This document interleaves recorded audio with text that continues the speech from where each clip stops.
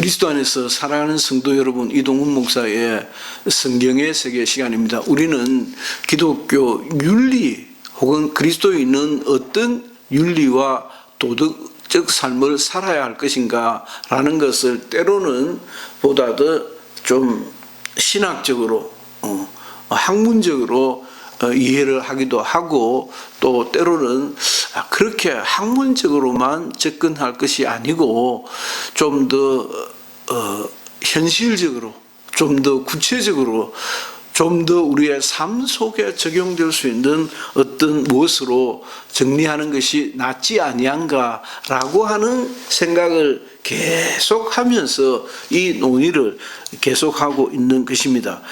오늘도 지난 시간에 이어서 율법과 사랑의 관계를 좀 더 살펴보고자 합니다. 첫째, 오늘은 율법은 모든 그리스도인의 윤리와 도덕, 행동 거지의 기준이다라고 하는 말씀을 다시 한번 드립니다. 윤리와 도덕의 기준점이 율법이다. 그 율법은 두 번째는 십계명이라는 것으로 가장 압축적으로 나타났습니다. 그러니까 십계명도 참 감사하죠. 십계명이라는 것이 암송대에 필요한 것도 아니고 유치부 혹은 유년부 아이들이 1계명 뭐 2계명 뭐 하고 그걸 잘 외워서 유익한 것이 아니라 그 십계명이 모든 그리스도인의 행동 거지의 기준과 같다는 것입니다. 그 기준의 기준이 십계명이다라는 것입니다. 그 십계명으로부터 모든 법이 파생되어서 나와서 그리스도인은 구약 성경 시대로 본다면은 모든 하나님의 사람들, 여호와의 백성들은 그 법에 복종하고 순종함으로 정체성을 유지했다라고 볼 수 있습니다. 따라서 십계명은 모든 법의 법이다는 것이고, 그것은 이후 모든 그리스도인에게서까지, 그리스도인을 포함해서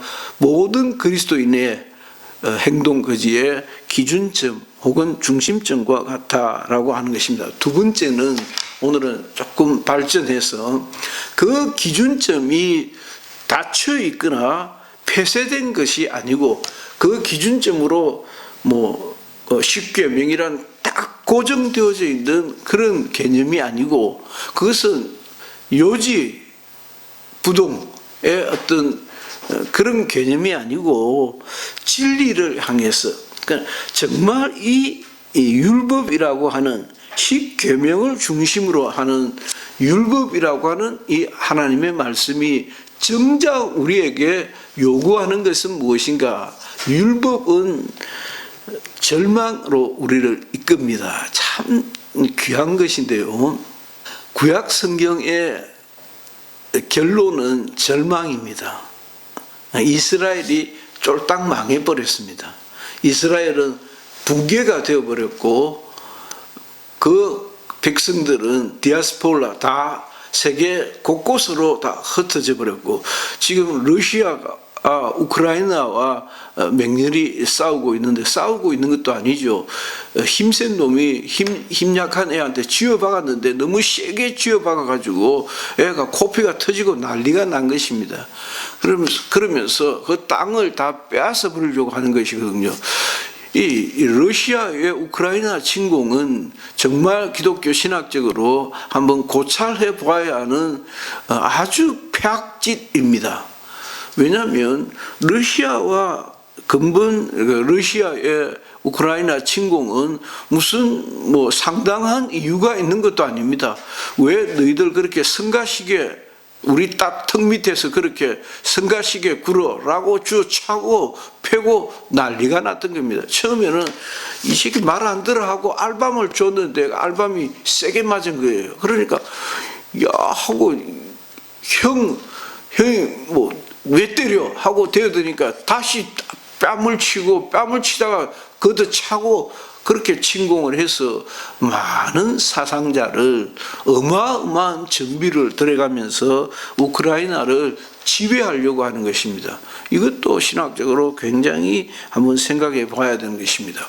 이와 같이 모든 그리스도인에게 있어서 어떻게 행동하고 어떻게 말해야 되고 어떤 마음의 자세를 가져야 될 것이냐라고 하는 것에 그 기준이 십계명을 출발점으로 하는 율법이라는 하나님의 말씀이다. 그 하나님의 말씀은 두 번째, 진리를 향하여 나아가는 것인데, 진리가 무엇이냐? 내가 길이요 진리요라고 하셨습니다. 예수 그리스도를 만나는 하나의 과정이라는 것이요. 예수 그리스도를 만나기 위해서는 어떠해야 됩니까? 절망해야 하는 것입니다. 그래서 완전히 무기력한 인생을 발견하게 될 때에 오호라 나는 망하게 되었도다 라고 절망할 때에 그 어떤 소망도 가질 수 없을 때에 구원자 예수 그리스도가 나타나시고 우리의 마음속에 소망의 어떤 빛이 시작이 되는 것입니다. 그 소망으로 말미암아 들려오는 소리가 침례 요한에 회개하라, 천국이 가까웠다. 뭐라고? 회개하라고. 그때 비로소 회개를 하게 되는 것입니다. 아, 내가 죄인이로구나 라고 절망할 때에 그 들려오는 소리가 주 예수를 믿으라. 예수 믿으면 뭐 하는데? 영혼의 자유를 얻게 되는 것입니다. 예수 그리스도께서 내가 죄로 말미암아 절망하고 좌절하고 낙심하고 포기하게 되었을 때에 주 예수를 믿으라. 내가 너희들의 짐을 다 대신 졌다라고 하는 십계명에 우리가 우리 죄를 사하여 준 같이 우리 죄를 사하여 줍시고 우리 죄를 사하여 주십시오. 인간 세상에서도 우리들끼리 죄를 사는 습관들이 있지 않습니까? 관습들이 있지 않습니까? 주님께서도 우리의 죄를 사하여 주십시오라고 우리가 기도하는 것도 그와 같은 맥락을 같이 하는 겁니다. 두 번째 오늘 이 시간에 살펴볼 것은 사랑은 오늘 율법과 사랑에 대해서 전 시간에 이어서 계속 좀 연결해 보든지 좀 비교해 보든지 따져봐야 될 것 같은데 율법과 사랑을 생각할 때 그리스도인 초년 생활일 때는 율법과 사랑이라는 등식으로 잘 생각했습니다. 그런데 그 등식이 잘못되었다고 말씀을 드렸습니다. 율법과 사랑이 아니고 율법과 예수 구원이라고 보는 것이 딱 맞는 데칼코마니 그림일 것이다 생각이 듭니다. 그러니까 구약 성경 시대에는 율법으로 말미암아 우리가 절망에 이르렀고 율법은 죄를 깨닫게 하니까요. 율법으로 말미암아 내가 또 잘못했구나라고 내가 죄인인 것을 발견하게 되었고 그 죄인인 것을 발견하게 된 그 나는 예수를 향해서 나아가게 되더라는 것입니다. 그가 길이요 진리요 생명이시기 때문에 그에게 우리의 모든 죄를 다 내려놓음으로 그가 우리의 죄를 다 짊어지심으로 우리에게는 믿음으로만 예수께서 내가 져야 하는 죄의 짐을 다 지셨다라고 하는 사실을 믿고 인정하고 의지함으로 나는 자유를 누리게 되고 구원을 받고 하나님의 자녀가 되는 기쁨을 누리게 되는 것입니다. 따라서 사랑은 율법의 대등 개념이 아니고 율법의 상위 개념. 오늘 앞 시간에 좀 살펴보았는데 로마서 13장 8절에 있는 말씀, 13장 11절에 있는 말씀 그것입니다. 사랑은 율법의 완성이다. 사랑은 율법입니다. 사랑도 율법인데 사랑해야 되기 때문에 결국 사랑해야 하는 행함을 동반하는 것이기 때문에 율법이라는 것이죠. 율법과 율법 아닌 것의 차이는, 율법과 예수의 차이는, 율법은 행함으로 내가 져야 하는 어떤 영역이고, 예수는 내가 아무것도 할 수 없는 무익한 것, 내가 나를 위해서, 내가 나의 거룩함을 위해서는 아무것도 할 수 없습니다. 저는 죄인일 뿐입니다. 주님만 의지합니다. 라고 하는 것이 믿음이지 않습니까? 그래서 율법은 사랑의 완성이다. 라고 하는 것입니다. 자, 뭐 얼마든지 여러분들이 그렇게 얘기할 수 있구나 라고 생각은 되는데, 제가 좀 염려스러운 것은 그런 얘기야, 그런 생각이야 누가 못합니까? 그러나 그렇다고 율법이 무엇인지를 안다고 할 수 있을까요? 그렇다고 율법과 예수의 이 개념을 그렇구나 라고 충분히 구원받기에 필요하고도 충분한 정도의 감동과 깨달음이 있었다라고 할 수 있을까요? 거기에 대해서는 여러분들이 좀 더 경건한 삶을 살려고 하고 하나님의 은혜 가운데 살려고 하면서 점점 더 그 깊이와 높이와 폭을 더하여 갈 수 있지 않을까 생각이 듭니다. 세 번째는 오늘 살펴볼 것은 결국 율법도 사랑도 결국 행함을 우리에게 요구하고 있다는 것입니다. 모든 것은 글쎄요, 하나님께서는 우리의 폐부까지도 알고 계시는 분이시기 때문에 주님, 제가 미처 행함으로 옮기지 못하였으나 제 마음을 중심을 주님은 아십니다 라고 죽게는 우리가 그렇게 할 수 있을는지 모르겠습니다. 저는 오랜 숙제라서 이와 같이 편하게 여러분들에게 제 자신을 confession, 고백하는 그런 기분입니다. 아무튼 어쨌든 모든 그리스도인은 행함으로 나타나지 마음으로 있는 육두벼슬이야 누가 못합니까? 얼마든지 마음속으로는 미안하다 생각할 수 있고 죄송하다 생각할 수 있고 잘못했다 생각할 수 있지만은 잘못된 것을 수정하고 교정하고 바꿔야 돼. 그런데 그리스도 안에 있으면 새로운 피조물이라 보라 이전 것은 지나갔으니 새로운 것이 되었다라고 새 사람이 되어야지요.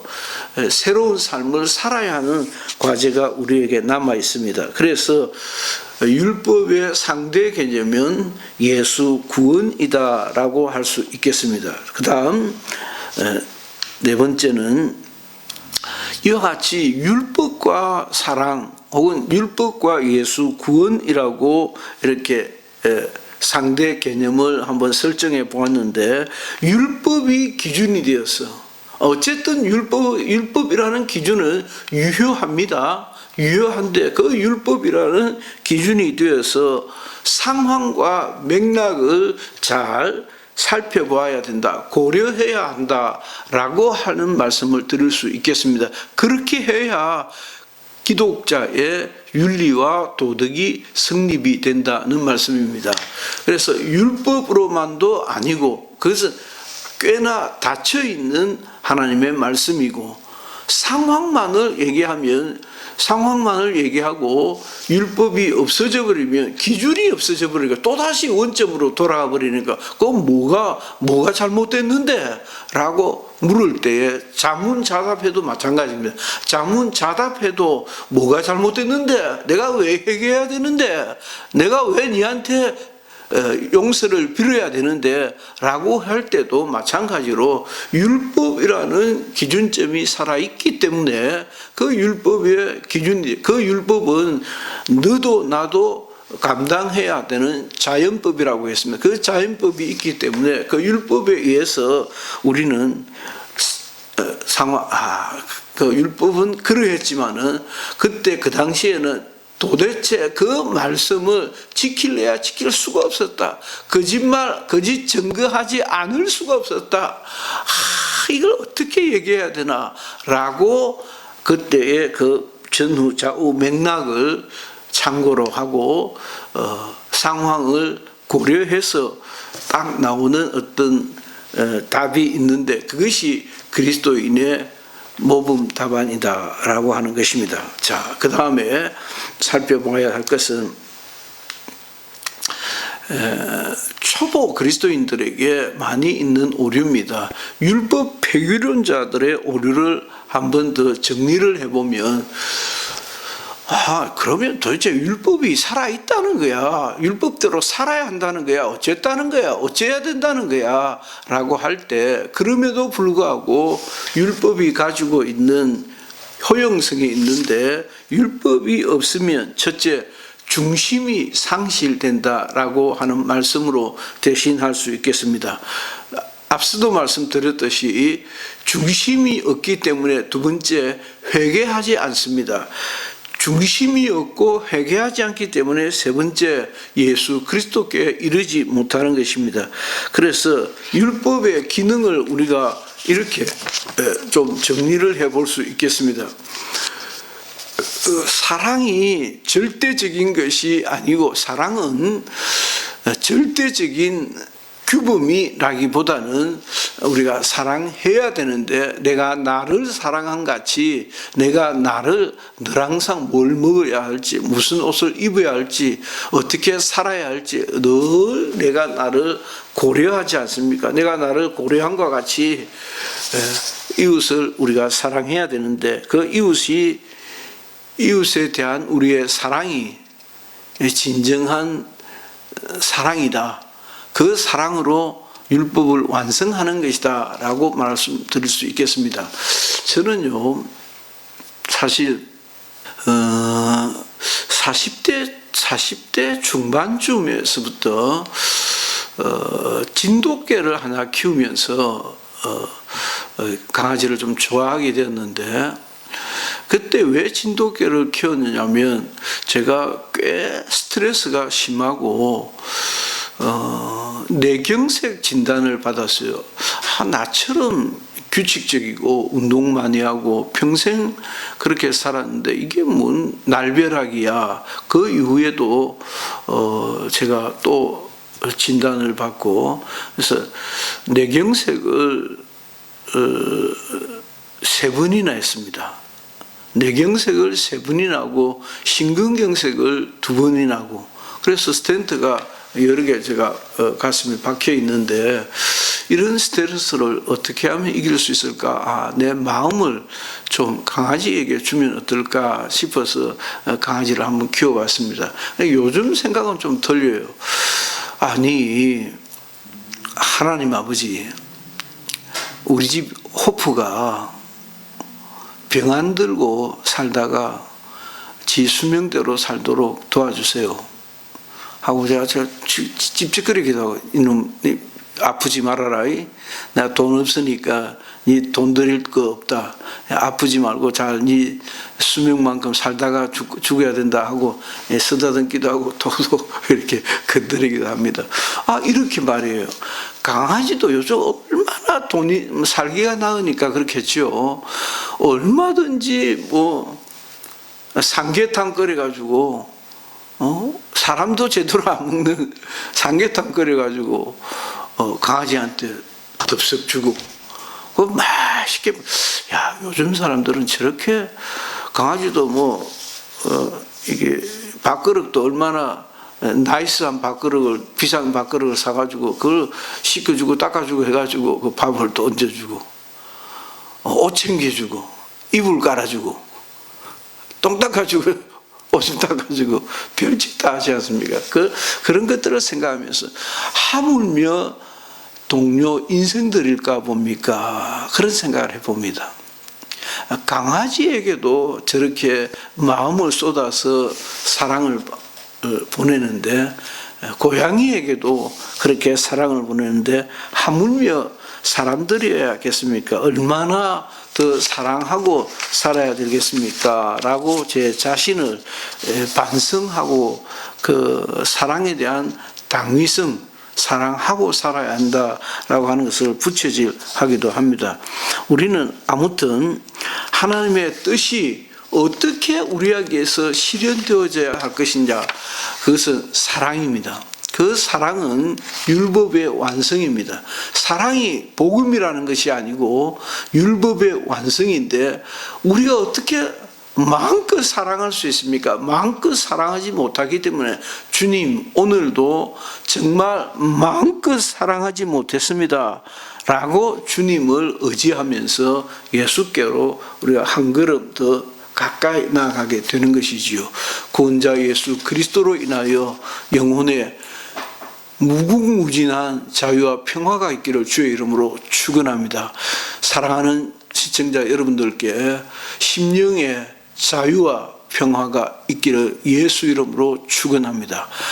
시청해 주셔서 감사합니다. 이동훈 목사였습니다.